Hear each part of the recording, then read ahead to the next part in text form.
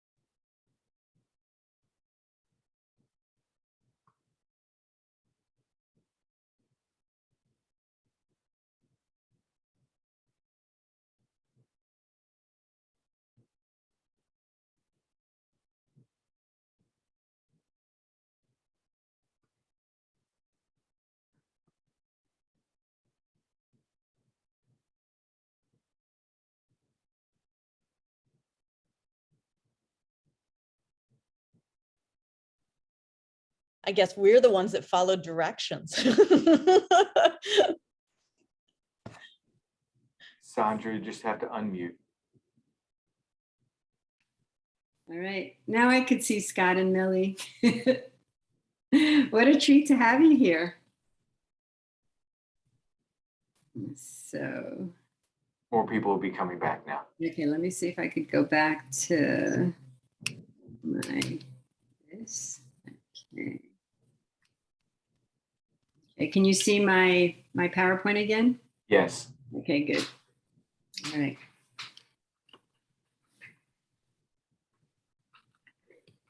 All right. You'll let me know when everybody's back. Everyone's back. Okay, great. Yes. So does anybody have anything they want to share about that little exercise we just did? And either raise your hands or just unmute yourself. Nobody is dying to, I can't see people. Can you see people, Craig, if anybody? Yes.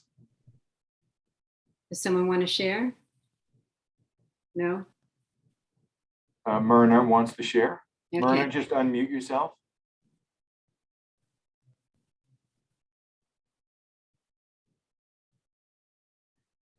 Or not? There she goes.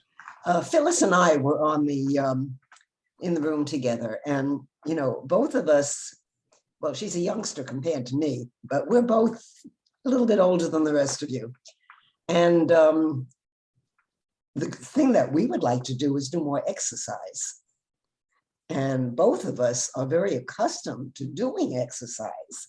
And as we've gotten a little older, we've gotten a little lazier, or we find excuses. And I told her that I need to be prodded. I'm not very good on my own. I'm not self-motivated. She can do things on her own. But I think this is very important as you get older. If you can't do it yourself, find people you can do things with. Rachel, you better get back in the pool quickly because I need help. Well, thank you for sharing. Yeah, that's important. And we do think of ourselves being able to be independent and mobile as an important component. And exercise, physical exercises is certainly an important part of that. So thank you for sharing. I want to also share about in our little group, we had Bobby, we were still talking about her little gizmo, to keep upright. And being upright and strong also is important because it not only, as we talked about before, does it keep you physically strong, but it also lets us connect to that spaciousness inside ourselves, to our heart area, which is, you know, being part of a congregation is our spiritual center, where we can feel that connection to the greaterness of our common humanity. So an important fundamental structure of vitality and well-being is nutrition. And it is like the bedrock, the foundation. And we talked about it a lot before. I'm just going to refer to it as it is super important. And you don't have to have this ideal diet, but you know, when I work with patients all the time, I do a customized plan, which includes, do you like to cook or not to cook? Do you go out to restaurants? What's your lifestyle like? What are your food preferences? You know, what is not negotiable? And really work it out so that you have a solid foundation of how you're feeding yourself. So continuing on how we feed ourselves, and I really want to extrapolate on how we nurture ourselves. What with nutrition is one part of it, the food, the nourishment, but there's many other ways that we nourish ourselves. We've already talked about connection with others. And that really builds like these little habits of how we nurture ourselves and nourish ourselves really builds into our lifestyle. And the key word here is how we nurture ourselves, how we take care of ourselves. And sleep, which has been a problem for many of us during the pandemic, definitely is an important thing to have sleep hygiene, how we manage our media use and our time in our life. We could talk, like we could have a whole session on these two topics, let alone. But what I want to deep dive into, and I'm so glad that Scott was here, he was in my little group, is our mindfulness practice. And our mindfulness practice, and I take it even deeper of how that enables us to nurture ourselves. because it really helps build our relationship with ourselves and our relationship with others. Oops, how come it's not going now? Oops, I don't know what I just did, but I moved the slide. So what do I mean by mindfulness? It's a buzzword that's used very frequently right now. And I want to refer to mindfulness as really becoming more aware of our internal life, which then also affects our external life, and really to become more conscious of what is going on inside and outside of ourselves, and even taking it to a deeper level of, that way that we just started this session today, of really connecting to that spaciousness within ourselves, to a place where we feel safe, where we feel loved, where we feel nurtured. And by connecting to ourselves, we're able to regulate how we respond to stimuli around us, whether it's with other people or with ourselves. And we're able to really, with mindfulness, with awareness, respond as we choose to our life, not just react, either to something that is said or something that happens or how we view things. And we really have the time, we have that one split second where we have choice to how we want to respond to things. So mindfulness isn't just sitting quietly and meditating, because many of us feel too agitated to do that, which is the conundrum. But we can do mindfulness, we could do by walking, like Amern, I think, was saying about exercise.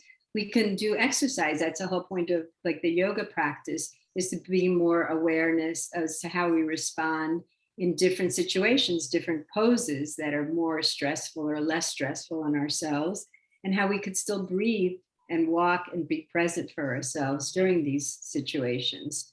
So another important part that I really want to deep dive into today's session is self-compassion, because that's something that is really hard for most of us to do. We were taught that to be selfish was not good, and that self-compassion will make us weak. We won't be able to achieve what we want. You're just going to sit back and like do nothing. But that's the antithesis. A lot of research has shown that the opposite actually happens, that we achieve more of our goals, external as well as internal goals of how we feel inside, but even how we do on SAT tests, and how we get promoted within organizations and how we achieve our goals. So self-compassion is the ability to the compassion, the definition is to see suffering and be motivated towards, or pain, and be able to do something, the desire to do something about it. And self-compassion is directed to ourselves. It's sometimes much easier for us to nurture other people. Women particularly were raised to be the nurturers of others. Jewish mothers have the whole martyr thing. It's just Mother's Day on Sunday. And, it's always like amazing how Mother's Day is this big thing, and Father's Day, it's still cool, but not as cool, because mothers are the big nurturers out there. And it's good to do to others, but it was almost had a bad stigma to do to yourself. What research has shown is that the more we do it to ourselves, how much we're sensitive to ourselves and mindful and conscious and aware of ourselves and our pain, the better we are then able to be compassionate towards others. It's kind of the opposite, but just, that's what the research has borne out. An important part of self-compassion is what I call the Adonai Echad, our Shema Yisrael, our common humanity, that we're all one, that we all have pain, that we all are going through life with some sort of pain, and that we yearn to make it more easeful, more pleasant. And the more that we can have self-compassion and awareness, the more we can ease that. There's also the yin and yang of self-compassion. Not only do we have that self-compassion of being present and being mindful and kind and loving, but there's also the yang self-compassion, which is always used as the mama bear, how like that fierceness of a mama bear, like, don't touch my cubs. I will do anything if you touch my cubs. And so that's also a part of self-compassion. And so what I want us to do, and it's important, we don't have to, and all this is an invitation, just take like 1 minute to take 3 breaths and just go inside so that we experience a little what that feels like. And just you can close your eyes or leave them open. And we're just going to take a couple of breaths.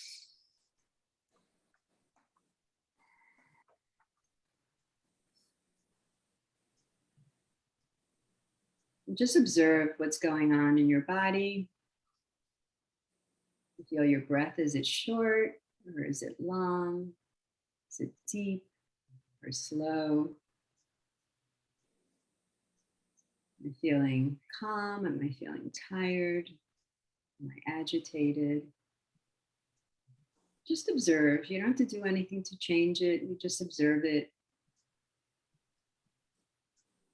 Just observe a couple more breaths.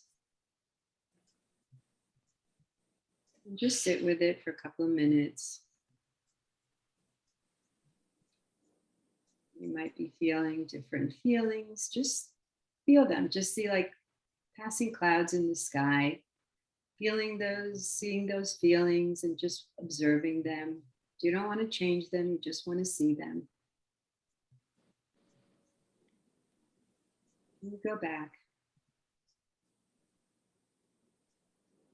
Okay, and then just come back to the present moment here. And just know that when you do this for yourself, you are here for yourself. And I am here for you is I am here for myself.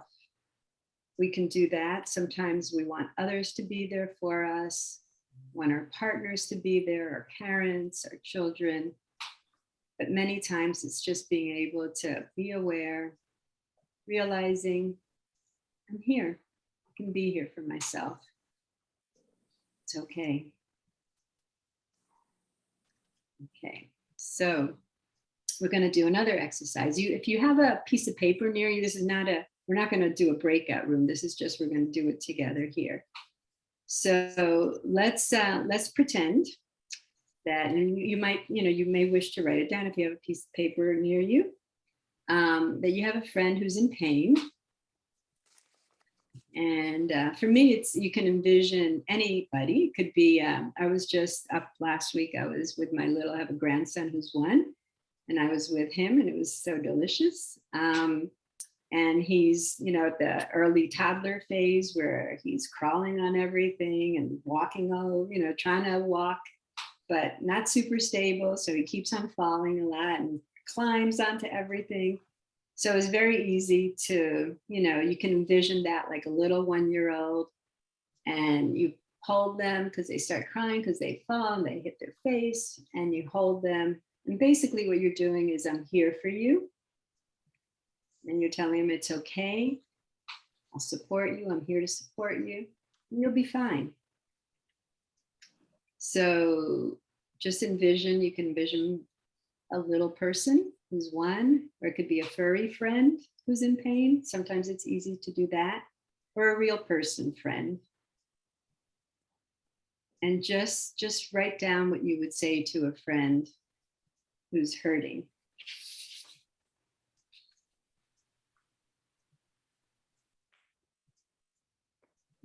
I can't see everybody, but does everybody look like they're mostly done, Greg? Yeah, okay. All right, so everybody's got that, because you're going to need to use this sentence that you're going to say to them. So everybody has it either in their head or on their paper. Okay. So the next part of this exercise is, because we started off with somebody else, because again, we were talking about how hard it is to do it for ourselves. So part 2 is think of something that is causing you pain. We're going to start with something small. I preempted my technological challenges. I think a lot of us have felt this. It could start with, technology can be a challenge and is sometimes frightening for me. I get all agitated when I can't do technology. I want to get, my normal protector is to get angry, and I want to get angry at the computer. That doesn't do anything. I really have to sit back and say, okay, it's okay. See that you're frustrated. I see that you're hurting. I'm here for you. Figure this out. We got your back. So the exercises come up with something, you know, it could also, you know, we trying to go, oh yeah, I'm my husband or my mother or my this or my that. Those are biggies, but let's start. It's a muscle that we're developing with the self-compassion. And just like all muscles we develop, we start, you know, with 5 reps of like 3-pound weights. We don't go for the 20-pound weights of, you know, 20 sessions, 20 reps. We're starting with little. So I want everybody to do this exercise.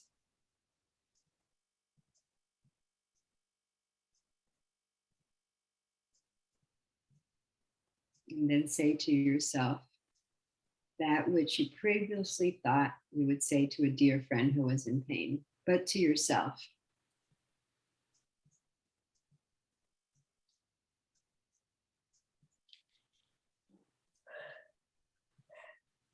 Okay, how's everyone doing? Is everybody done? Thumbs up if you are. We all ready? Does anybody need more time? We're ready? Okay. So before we actually move on, I just want to, so how did that go? Does anybody want to share how that experience was?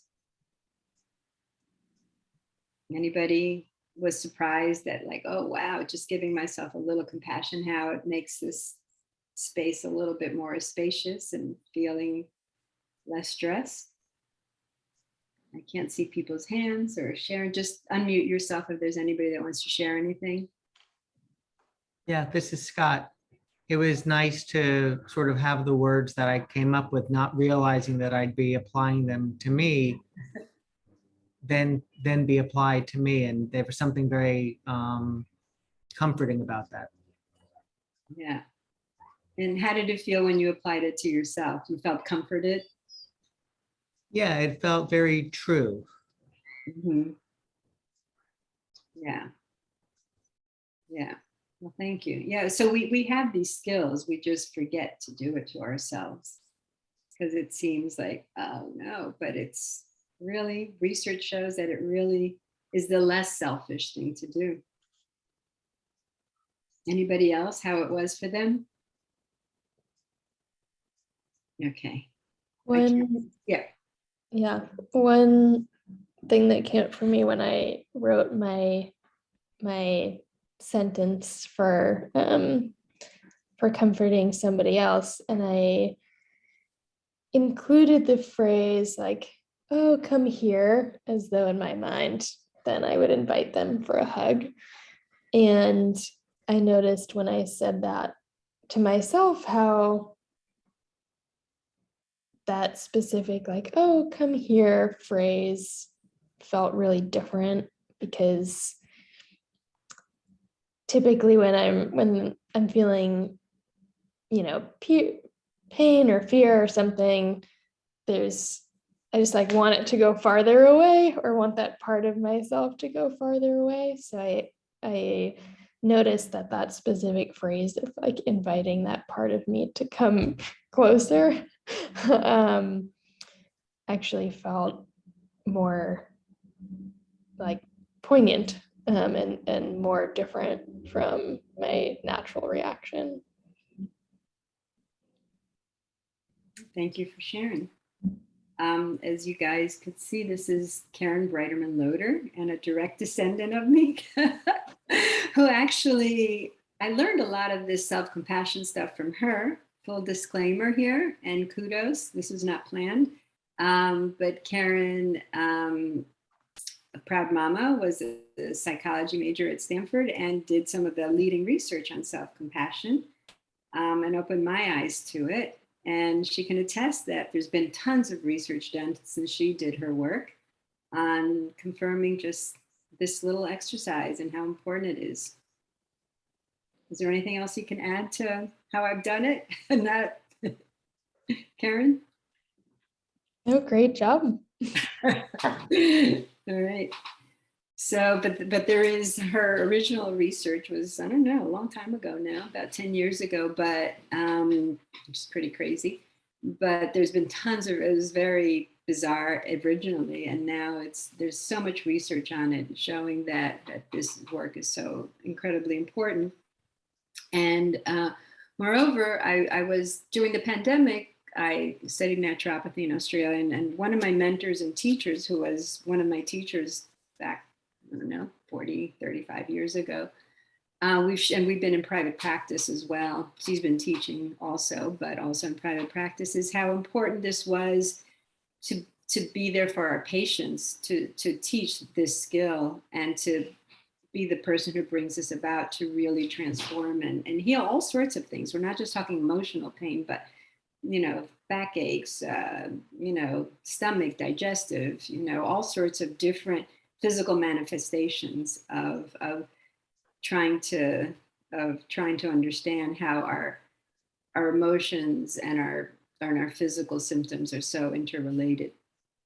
So, oops, okay. So moving on to the next slide.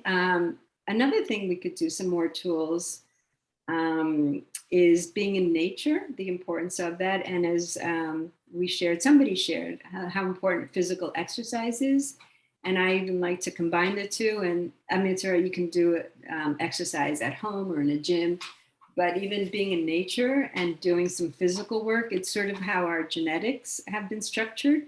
And our body wasn't made to drive in cars and sit inside the whole day. Our bodies, maybe in a few million years, will evolve where that is healthier. But for right now, you need to use your body because that's how we lived for millennia. And we haven't evolved to sitting for so long. So it's important. There's something about being in nature. A couple of weeks ago, we went canoeing on the Loxahatchee River for my husband's birthday. And we went to this beautiful, I mean, Florida, we have Everglades. And it was just being there. I could feel my nervous system, my whole body just re-regulating and just calming down.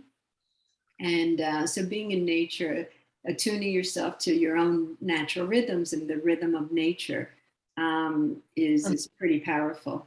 And also just to do any kind of physical exercise, even if it is inside your house or in a gym, and a very important part of healing yourself. Herbal medicine, we talked about this before, and I just wanted to recap that herbal medicine is a tool that's available to us. And what it really focuses is on the life force of the plants and the medicinal property of the herbs. And you can use herbs or a combination of herbs to meet specific needs. They can be used to treat many, not just vitality and well-being, but for issues that need resolving, be they gynecological or digestive or respiratory. It was kind of cool. My little grandson, you might hear a lot of my little grandson stories. My apologies, but he had a cold. He just started socializing because it's good weather. He lives in New York, and this is the first exposure to other little kids in the park. And of course, he's gotten cold after cold for the past couple of months. So, you know, Dr. Grandma comes in, starts giving him herbs, which, you know, it's like, oh, he doesn't like them, but, you know, you just give it to him. He, you know, winced for like a second, but was okay. And like this runny nose that he had for the past month, finally miraculously cleared up after a week. So they're good to use on even 1-year-olds for respiratory or nervous or genitourinary, skin, immune system. But to focus here also, there's a certain class of herbs called adaptogenic herbs that are used to adapt to stress. There's a lot of different chemicals and hormones that are released in your body when we're under continued stress. And the body can really handle about 2 weeks of being under continued stress, and then it just can't really survive. It's in survival mode rather than in being mode. And the body repairs itself when it feels under not threat. And so to bring it down to that state, which it's kind of been hard to achieve, you know, at first we were in like existential sort of, you know, like, are we going to die? But it's still been a different life for the past couple of years. Even if we go back to the normal, or there's still we re-regulated, but not to the point where we feel calm. Even before the pandemic, it was just very hard to feel that sense of calm and ease. And there's some herbs that we can take also, depending on what else is going on in your life and what other medications you're taking, that you can take to improve your vitality. And balance the stress hormones. Homeopathy is also a good modality that we can use to achieve vitality and to manage our life. And homeopathy is gentle form of medicine and remedies that stimulate and support the body in healing. And acute remedies can treat specific health conditions, like if you're feeling fatigue, or your knee hurts, or you have a cold, or whatever's going on. But you just don't use it. Like, even if you have a knee that hurts, you want the underlying emotional and mental things that are going on as well. So it's really an important tool that we could have in our toolbox. And as well as that, you can have constitutional remedies that even when you're well, you can take it to even achieve more optimal wellness, so that then when we get all these different things that come at us, that we're able to be more resilient and respond in a better way. And, we wouldn't leave you to just sit there and try to meditate and figure it out on your own, but you could also use homeopathy and herbs, as well as flower essences, which is a specific kind of homeopathic remedy that is basically just used on the emotions. And you can work on it on your own, but then you could have another, physical good on the system, not very, we're not talking about, drugs that will subdue your anxiety or will change your hormones so that you don't, feel less depressed, but that you can really start addressing and transforming the overlaying emotions, or the way that you perceive things, in a way that is more, basically gives you more agency in your life to feel calmer and to feel you can tackle the challenges more readily. And, basically have a healthier lifestyle. So there's traditional Chinese medicine.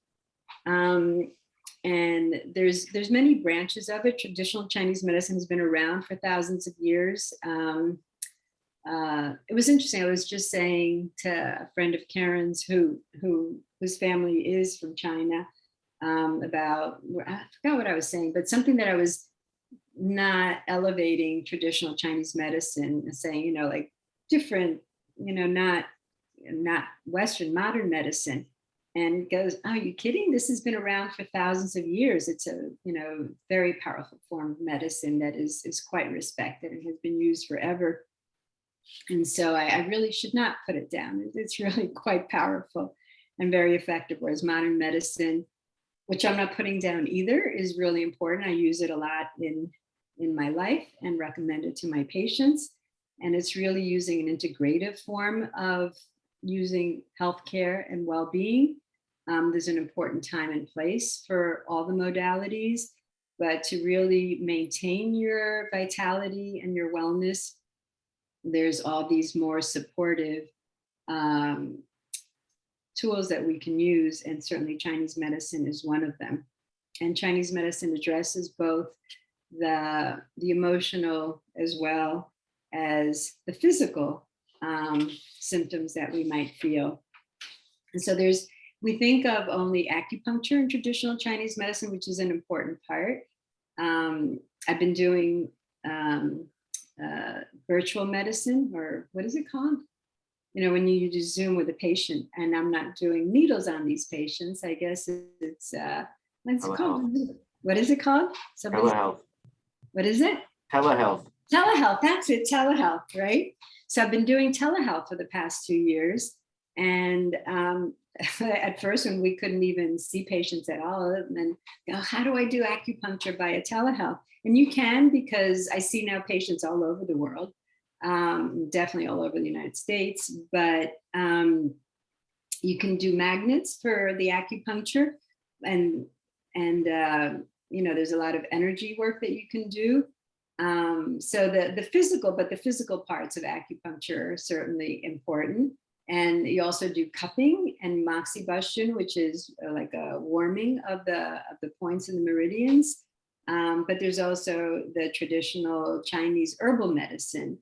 And so using a combination of all these really helps to improve our health and our vitality. So I have, one more exercise that we are going to go into a breakout room, because it's really great that I'm sharing these tools, but I want you to really try and transform and really bring more wellness and vitality. So I've given you a whole smorgasbord of different tools that you can do, both on a personal exercise, like things that you can do, and different things that you can draw from, the herbs or the nutrition or the exercise or being in nature or mindfulness or acupuncture, homeopathy. So from all these things, something that hopefully touched you today. I want you to maybe go into a breakout room. Sometimes other people's ideas bounce off of each other and we can help stimulate ourselves to ever greater healing. So just pick one thing that you gain from today's workshop that you can implement as you go home and go back to your life to support your health and vitality. And I'll see you back in a few minutes.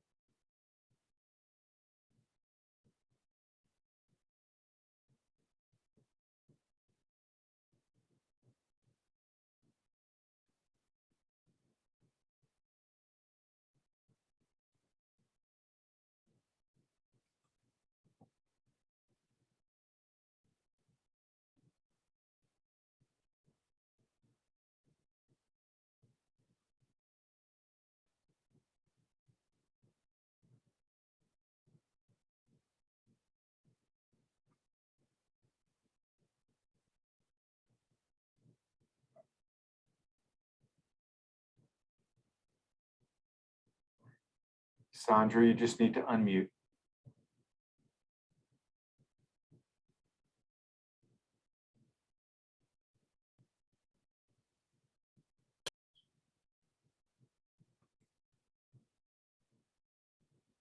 Unmute. All right. Am I unmuted? I think we kept Yes. muting and muting each other there. Anyway, I lost my little PowerPoint there, but that's fine. Because I want to see everybody here. So is there anything that anybody wants to share from our little mini share? Any pearls of wisdom or insights? Well, I guess I can speak. Bobby and I were in a little breakout room and we both couldn't get it out fast enough. The fact that we just felt like giving somebody else the advice of what to do and then to take it onto yourself, it felt very different, but it was very comforting. And so it's like, that is one skill set that I think I'm going to use through all the trials and tribulations of everything. Just take a minute and what would I tell a good friend? And then I'll accept it for myself. Yeah. Yeah. Thank you for sharing. Yeah, that was the new tool I really wanted. So I'm glad that you guys got it, because that is so powerful. And so like, you think it's so easy, but it's so hard. And like, be gentle with yourself. I've been trying for 10 years and I still don't do it very well, but I do it more and I think about it more. So, you know, it's like really hard, but it can be hard. That's a belief. But to remind yourself of that is great. Yeah. I just want to say, can I share, Myrna, what you said? Yeah, that, you know, through all these trials and tribulations, that, you know, really being present and coming to, I guess, an acceptance point of what's going on, but being calm, and I guess doing a lot of self-compassion for it. What are the steps to get to that? Using all these tools to get to that point, to have the vitality, and to use all the building blocks that we talked about, the structure and all these tools available to maintain well-being. So anybody else want to share anything? Was that Aliva? Did you raise your hand or you were just saying hi? I can't hear you guys. Oh, sorry. No, I was going to say that I really liked what Karen said, you know, about the, you know, come here, because, you know, I really like the idea, and I've done it like in yoga or whatever, about the give yourself a hug type of thing. So really like being gentle and loving to yourself, you know. I like that. Thank you. Thank you, Karen. Yes, thank you, Karen, for being here. Yeah. So I was a surprise. So she just asked me at the last minute, send her the link. It was yay. So I just wanted to say that thank you so much for having me here. Thank you for letting me share. I am available to do more in depth with anybody. That's what I do. I see patients or clients, and we share and we grow and we transform our pain into healing and wellness. Hopefully transforming ourselves and transforming our community as we do. And to create, I mean, this actually started because Sisterhood wanted to create more mindful and healing community. I think we started, I don't think she's here today, but the lady who suggested this said, yeah, let's bring awareness of other things we can use for our healing and well-being. So I had a slide that had my phone number and my email, and I will not get back to it right now because it'll take me some time. But my cell phone, feel free to call or text, is 305-302-5830. 305-302-5830. I have a website, holistichealingandwellness.com, holistic spelled with a W. You can email me. You could always contact Craig or anybody at the temple to give you my contact information. And I love being here with you. Thank you so much. And I turn it over to Kim to close us out. But thank you all so very much. And thank you again to Craig. This was amazing. I really appreciate it. I'm about to go step into a photo shoot for the next 28 hours. And so I needed to like center myself and be ready to deal with the chaos that is about to ensue. So I appreciate it. And I appreciate everybody being here and taking part and participating and enjoying. Craig, thank you for your patience and your technology that you do for us. And I just wanted to let everyone know from the Sisterhood, there is an upcoming event that we are doing with social justice on May 24th at 6:30. It's going to be in person. It's called Bullets for an organization called Bullets for Life. And they are a local nonprofit that seeks to reduce street violence by collecting the bullets from homes of people living in high crime neighborhoods. And so then they donate these bullets and we will make bracelets, sort of symbolic bracelets with the bullets. And at the same time, they will have people there that will share their experiences and what they're living with in regards to the tragedies of gun violence.